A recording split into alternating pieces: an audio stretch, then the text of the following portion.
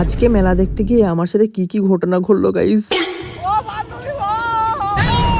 তো চলো ব্যাপারটা শেষ থেকে বলা যাক, মানে শুরু থেকে বলা যাক। আজকে আমরা মেলা বেরিয়ে পড়েছিলাম রাত 8:30টার সময়। আর রাস্তায় যেতে যেতে আমার বইয়ের কপালের মতো মানে আমার কপালের মতো গাড়িটাও খারাপ হয়ে গেল। আর মিস্ত্রি ভাইয়ের কাজটা ঠিক করতে পারলো না, তাই আমি একটু ট্রাই করতে লাগলাম।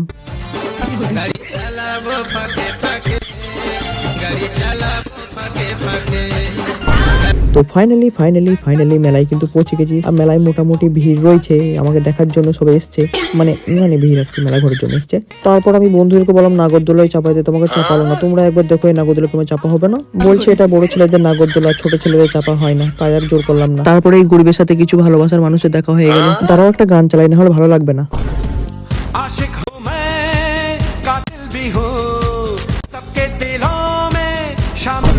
তারপর আমি 20,000 টাকা, মানে 20 টাকার একটা চশমা কিনে নিলাম। তুমি দেখো বান্ধবী কেমন লাগছে একটু বলে তো।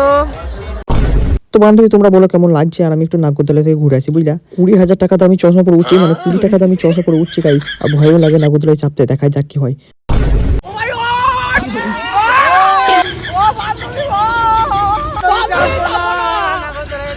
বান্ধবী